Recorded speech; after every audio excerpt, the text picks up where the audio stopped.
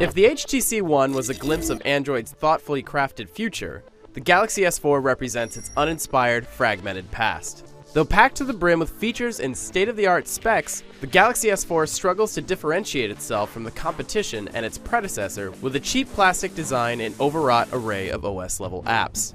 It's not a terrible smartphone. In fact, there's plenty to love. But where others have set out to push the limits of hardware and software design, Samsung is content with old tricks.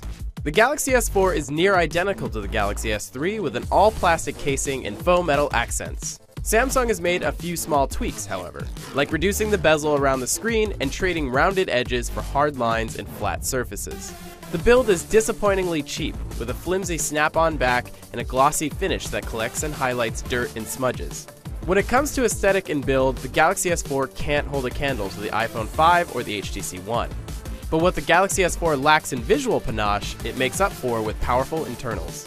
It's powered by a quad-core 1.9 GHz Snapdragon 600 series processor with 2 GB of RAM. In benchmark tests, the Galaxy S4 outpaces most phones on the market, and even Google's Nexus 10 tablet. The 5-inch Super AMOLED display is absolutely stunning with 1080p resolution and a pixel density of 441 pixels per inch. It's bright and vibrant but can oversaturate colors at times. The base model only offers 16 GB of storage, but US carriers are now offering a 32 GB variant, and both can be expanded with microSD cards. Battery life is outstanding, making it through a full day without needing to be recharged, even through rigorous use. The biggest standout feature is its camera. The rear-facing 13-megapixel camera is hands down the best smartphone camera on the market. Images are crisp and detailed, with exceptional color balance.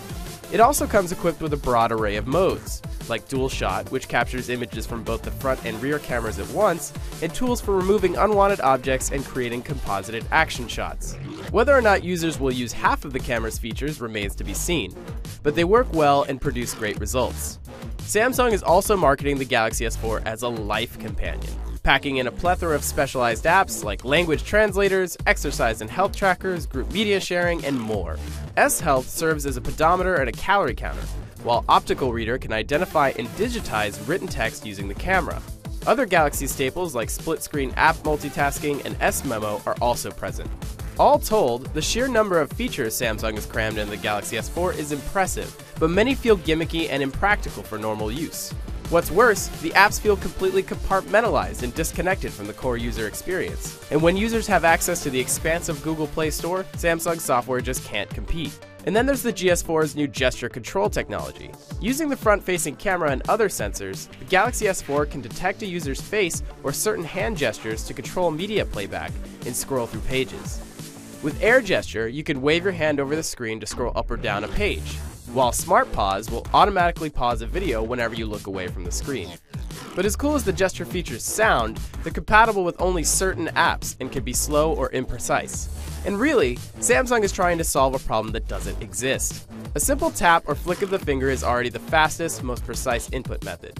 So why would anyone want to wave their hand or tilt their head instead? At the end of the day, the Galaxy S4 is a decent smartphone. It's got top-of-the-line specs and a fantastic camera. But its ill-conceived software and cheap, unimaginative design leave much to be desired. You won't go wrong with the Galaxy S4, but for the several $100 investment, you deserve better. For all the latest in smartphone technology, head over to IGN.com.